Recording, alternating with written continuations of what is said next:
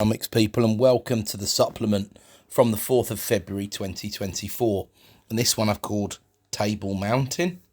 So as you'll know, I like to start with a quote, and this week's is, "Some people expect too much from others and too little of themselves," and that's from Christiane Martin, the Canadian author.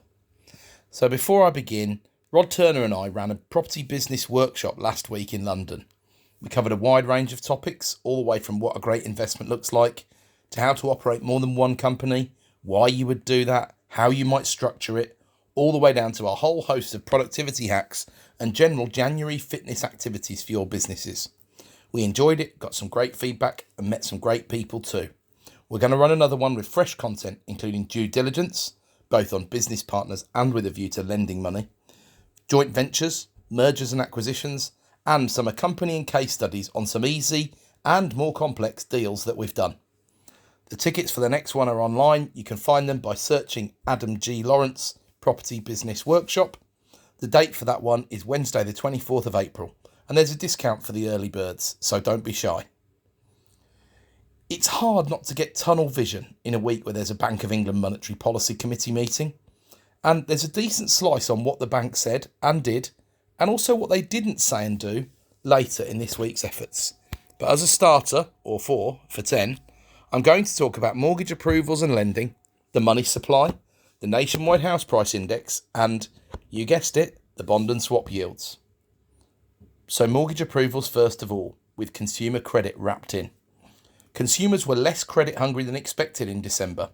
It did seem from the overall figures that firstly, people front-loaded purchases on Black Friday, which was in November of course, and there's also speculation that the massively growing new version of the Never Never, which is called Buy Now, Pay Later, had some suppression effect on the figures, as November boomed on the back of it. But people pay out of their pockets for the next 3 months, since that's what keeps BNPL outside of the Consumer Credit Act agreements and the likes, and keeps your BNPL on your credit card statements, but outside of your credit rating, effectively. Although it does, of course, count towards utilisation percentages of your credit, and things like that, if you pay on a credit card.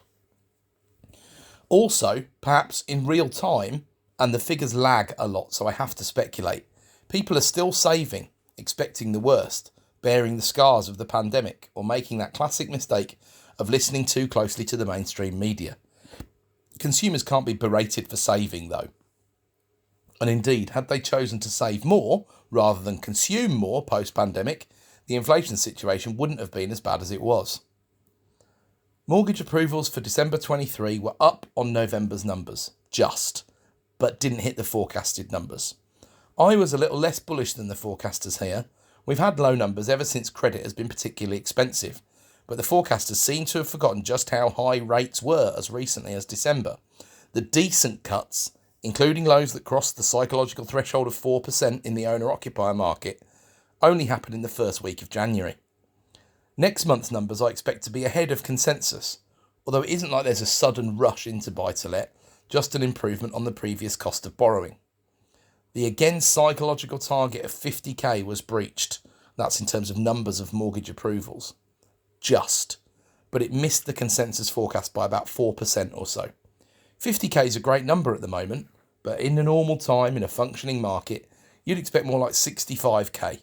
So that should really be our yardstick rather than arbitrary numbers. Psychology matters though. Then on to the money supply. This shines yet one more light onto that ongoing inflation debate. The chat now, broadly, is that inflation will not only flatline, but even go negative this year, according to Capital Economics. I have my annual coronary that seems to recur when the forecasts start to make these great pronouncements on inflation. A quick look in their crack pipes to see what they're smoking. Here's the thrust of my argument. Energy prices were up in January in terms of the price cap, which won't help us kick off 2024 on a positive note.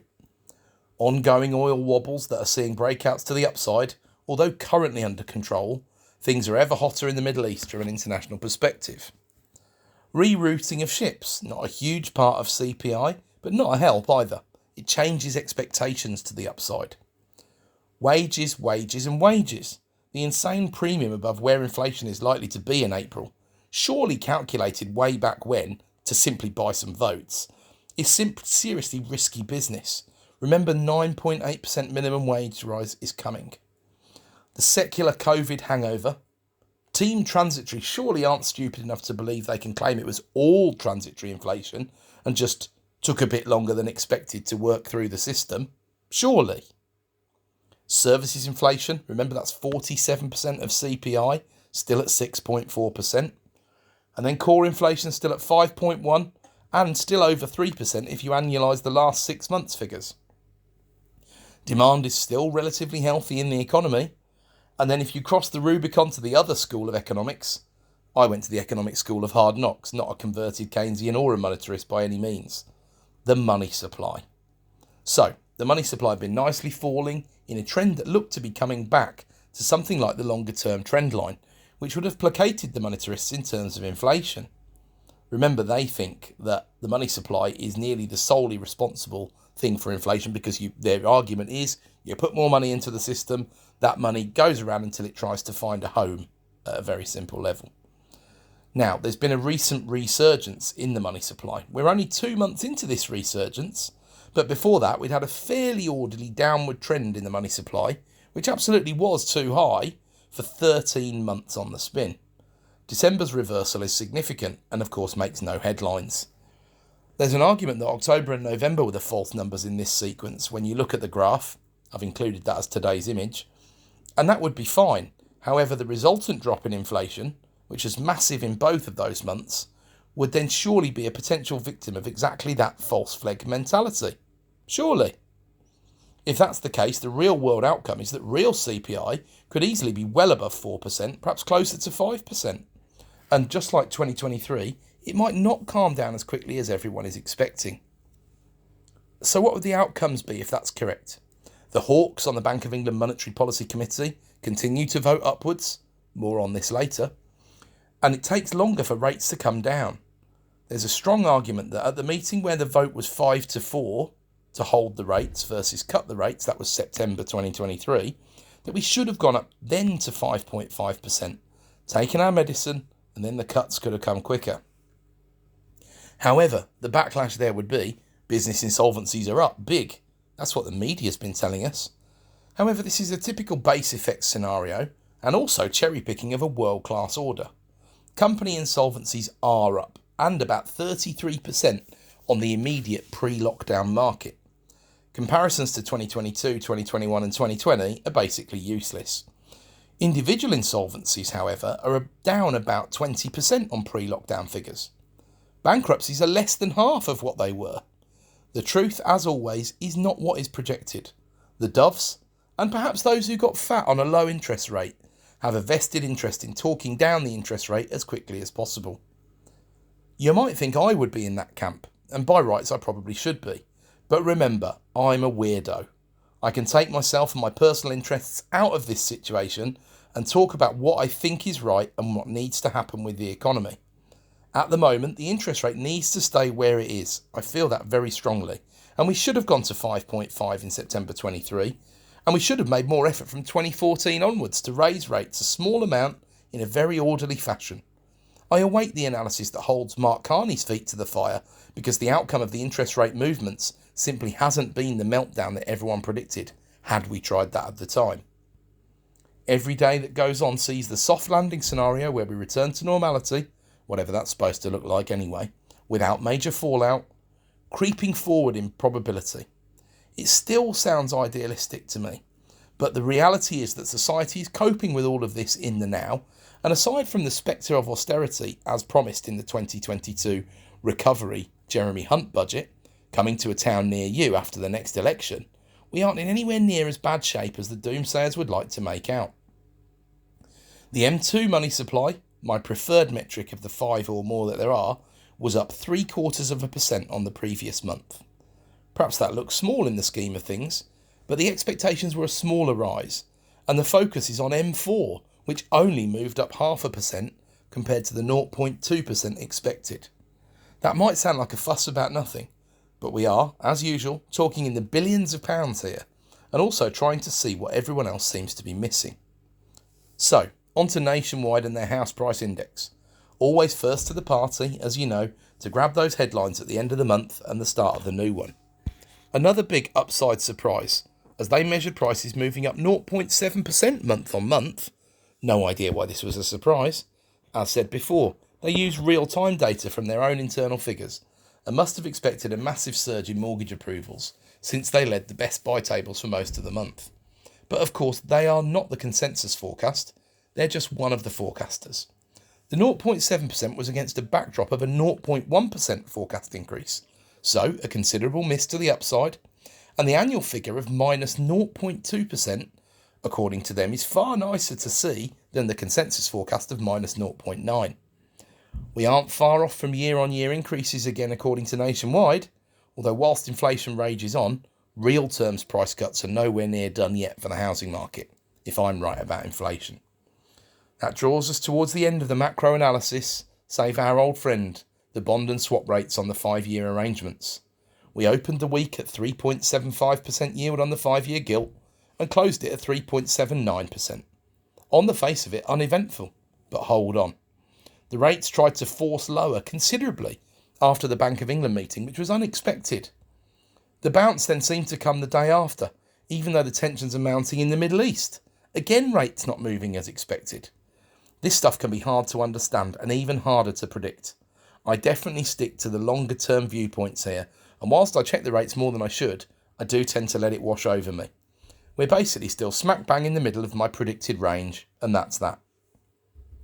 The swaps don't seem to have updated from close on Thursday night, for those of us too tight to pay for Bloomberg or equivalent. I'm open to a sponsored account if you guys are listening, which I'm sure you probably aren't. The Thursday night close was 3.56% compared to the 3.57 on the gilt on Thursday's close. So I assume the Friday close would have been more like 3.8 or so. Still, having that level of volatility, 0.25% in one day, is not to be sniffed at. That segues nicely into the Bank of England MPC meeting. Why was there so much volatility on interpretation in a hold rate situation? I'm so glad you asked, because there's a few reasons. Firstly, to dwell for some time on the vote itself. On my YouTube channel, there's a full 10 minutes on the MPC themselves, particularly the hawks and the doves. Those in the middle or in the balance get left alone.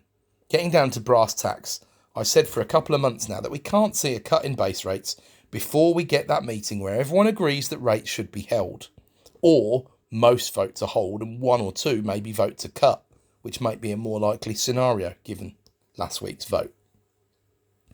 There were two changes in the voting direction of the 9 people on the committee, so let's focus on them and forget the rest.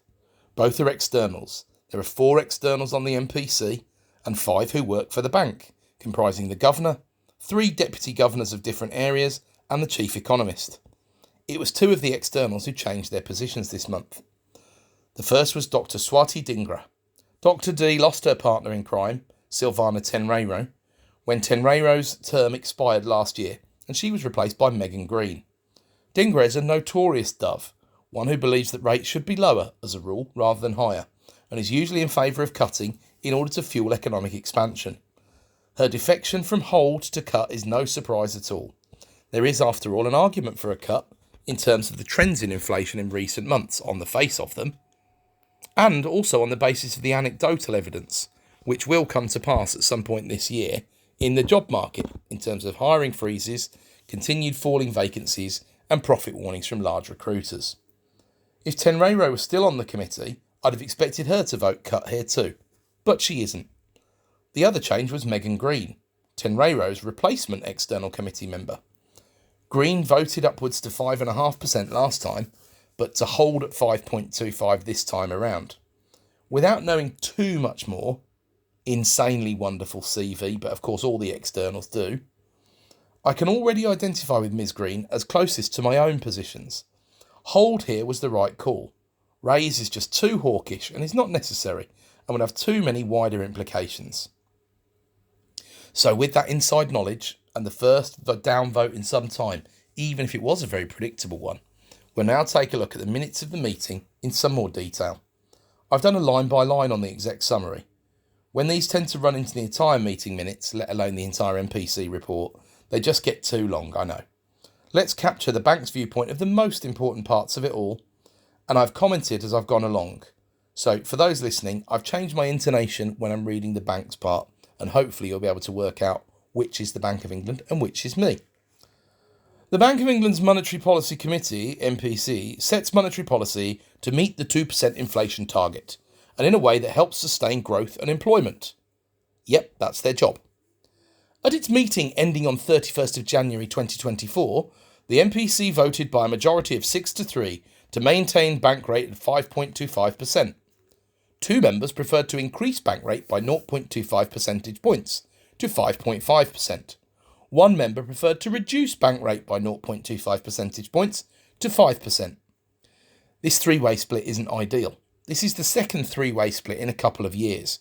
It gives fuel to the fire that the MPC hasn't really known what they're doing throughout this entire process of overinflation or misdiagnosis or whatever you want to call it. Personally, I think it shows a robust process this time round and how valuable it is to have an independent central bank. Annoyingly, it is almost always the externals that stick their neck out either way, whereas the internal members tend to vote with the governor far too often for my liking, especially as I think the governor is vastly underpowered to have such a big job. The Peter Principle in action. The committee's updated projections for activity and inflation are set out in the accompanying February monetary policy report. These are conditioned on a market-implied path for bank rate that declines from 5.25% to around 3.25% by the end of the forecast period, almost 1 percentage point lower on average than in the November report. So the end of the forecast period is always 3 years hence, so we're into January 2027. 3.25% is what the market, the bond markets over which the bank has relatively limited influence and no control whatsoever, currently thinks rates will be in 3 years' time. And this looks a fairly decent stab, to be honest, as you might expect. One thing you can guarantee, some stuff's going to happen between now and January 2027. Since the MPC's previous meeting, global GDP growth has remained subdued, although activity continues to be stronger in the United States. Inflationary pressures are abating across the euro area and United States. The US core inflation is about 2% if you annualise the past 6 months. We aren't there yet, still at 3% as per earlier in this week's edition on that annualised 6-month number of core.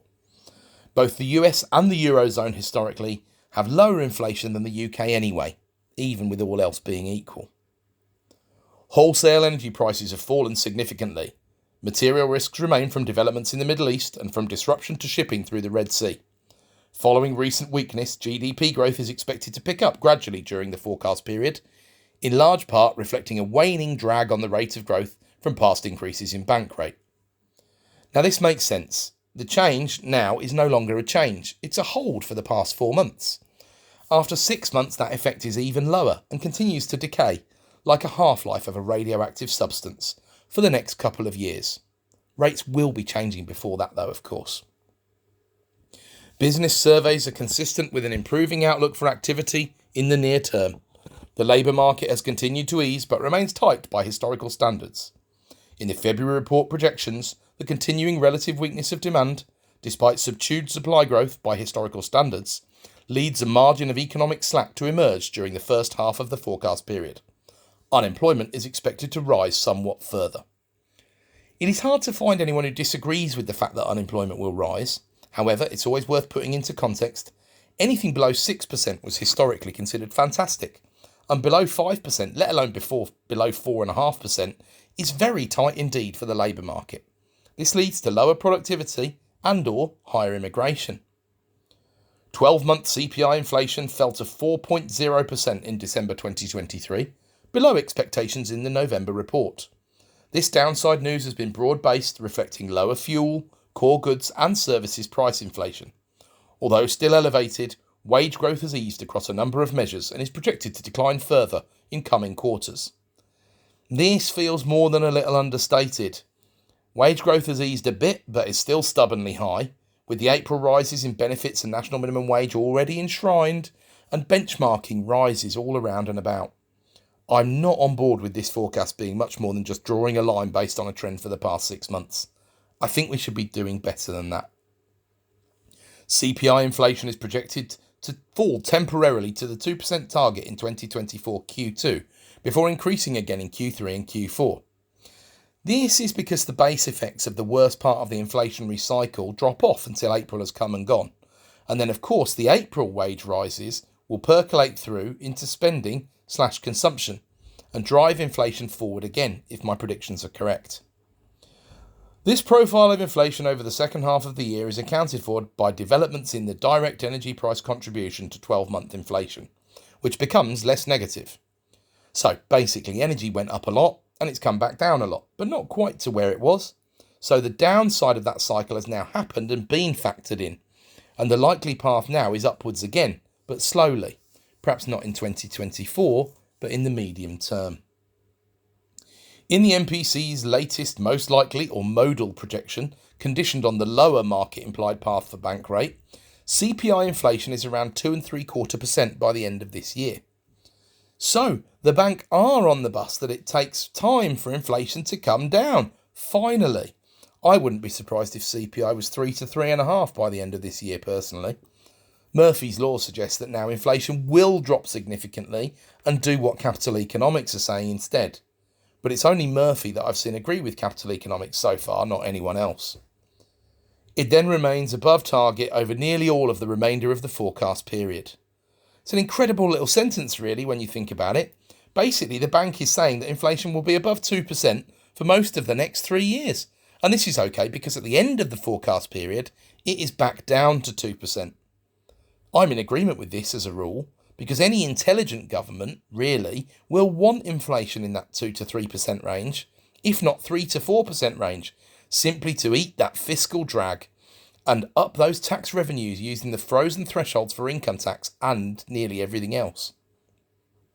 This reflects the persistence of domestic inflationary pressures, despite an increasing degree of slack in the economy. CPI inflation is projected to be 2.3% in 2 years' time and 1.9% in 3 years. I wouldn't take too much stock in that level of accuracy, given the time there is to elapse before we get there.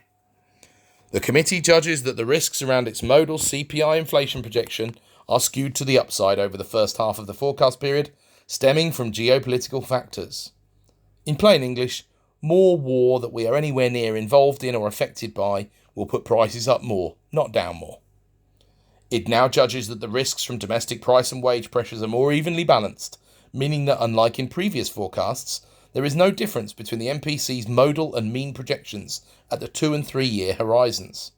Conditioned on the alternative assumption of constant interest rates at 5.25%, the path for CPI inflation is significantly lower than in the committee's modal projection on the declining path of interest rates, falling below the 2% target from 2025 Q4 onwards. So this is interesting. Their models show that if they held interest rates up here for 2 more years, and that would be more damaging, certainly to businesses and stocks, then it would still take nearly 2 years to get inflation back to target in a stable fashion. Wow. It's still a slightly technical point, because that won't be happening, but nonetheless. The MPC's remit is clear that the inflation target applies at all times, reflecting the primacy of price stability in the UK monetary policy framework. The framework recognises that there will be occasions where inflation will depart from the target as a result of shocks and disturbances. Monetary policy will ensure that CPI inflation returns to the 2% target sustainably in the medium term, but, as above, can stay above that target for another 3 years effectively. Go figure, that's some interpretation of a target. At this meeting, the committee voted to maintain bank rate at 5.25%. Headline CPI inflation has fallen back relatively sharply. The restrictive stance of monetary policy is weighing on activity in the real economy and is leading to a looser labour market. In the committee's February forecast, the risks to inflation are more balanced. Although services price inflation and wage growth have fallen by somewhat more than expected, key indicators of inflation persistent remain elevated. As a result, monetary policy will need to remain restrictive for sufficiently long to return inflation to the 2% target sustainably in the medium term, in line with the MPC's remit. The committee has judged since last autumn that monetary policy needs to be restrictive for an extended period of time until the risk of inflation becoming embedded above the 2% target dissipates. That's mostly a summary of what's already been said. All I will say here is a point I've made before and above. By not going to 5.5% last year, it costs us all more time and in the long run more money because it takes much longer until we're able to cut confidently. Remember though, if you ask Dr. D, she'd say we are running a risk of over-tightening here, and there are some who'd agree with her, mostly down to vested interests from what I can see. The MPC remains prepared to adjust monetary policy as warranted by economic data to return inflation to the 2% target sustainably. It will therefore continue to monitor closely indications of persistent inflationary pressures and resilience in the economy as a whole, including a range of measures of the underlying tightness of labour market conditions, wage growth and services price inflation. On that basis, the committee will keep under review for how long bank rates should be maintained at its current level. Well, that's good, because that's their job. Does that sound a bit like an excuse for not doing a fat lot for a few months? I'd throw my hat in the ring for that at 158k a year as an external. In fact, I'll tell you what, I'll do it for 157k, saving the public purse money once again. Congratulations as always for getting to the end. Don't forget the Property Business Workshop on the Wednesday the 24th of April. Tickets for you or anyone that you know who might want one are on a link in the notes and also at bit.ly/PBWTWO. Onwards, upwards, and we've leapt into February. Keep calm and carry on.